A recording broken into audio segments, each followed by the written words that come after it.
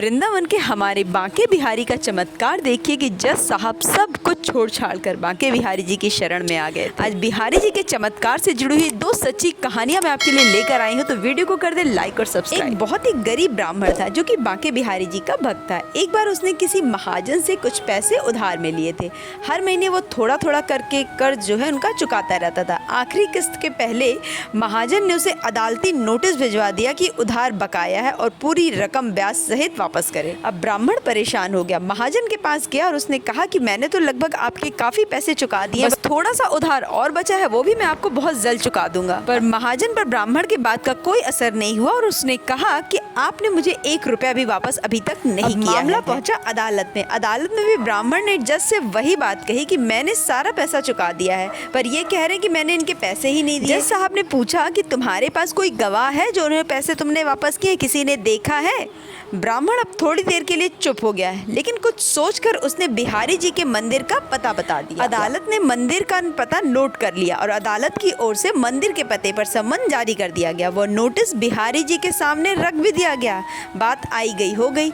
गवाही के दिन एक बूढ़ा आदमी जज के सामने गवाह के तौर पर पेश हुआ। उसने कहा कि पैसे देते समय मैं साथ होता था और इस तारीख को रकम वापस की गई थी। और जब जज साहब ने सेठ का बही खाता चेक किया तो एक एक बात गवाह की सही निकली। जज साहब ने ब्राह्मण को निर्दोष करार दे दिया, लेकिन उनके मन में ये उथल पुथल मची रही कि आखिर वो गवाह था कौन।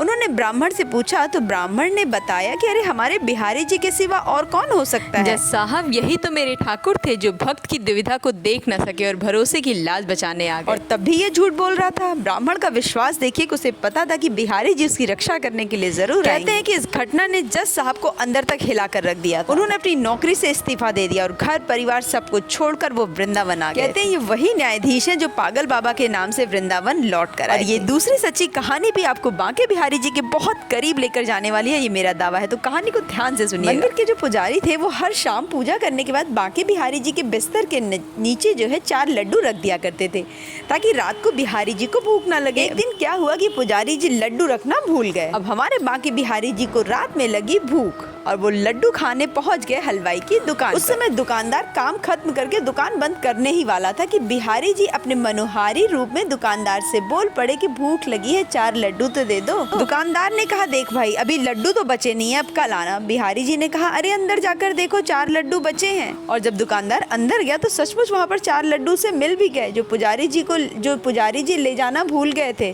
दुकानदार ने लड्डू देकर बिहारी जी से कहा कि पैसे तो दे दो। बिहारी जी ने कहा पैसे नहीं है मेरे पास, तो मेरे कंगन रख लो। ये कहकर बिहारी जी कंगन फेंककर दुकान से तुरंत वहाँ से भाग गए। अब अगली सुबह क्या होता है कि जब मंदिर का पट खुलता है तो देखा जाता है अरे बिहारी जी के हाथों में तो कंगन ही नहीं है।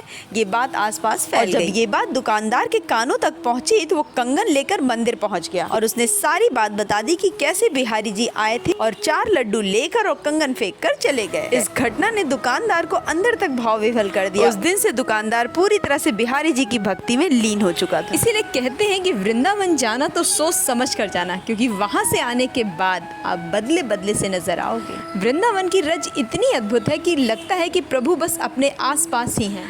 आप वहाँ जाओगे तो आपको वहाँ के गलियों गलियों में भगवान कृष्ण के होने का एहसास हो जाता है। लगेगा कि भगवान कृष्ण यहीं पर अपनी कुछ लीलाएं दिखा रहे हैं। और ऐसी 1-2 नहीं, हजारों कहानियाँ वृंदावन धाम से जुड़ी हुई हैं। तो बोलिए राधे राधे, बांके बिहारी लाल की जय।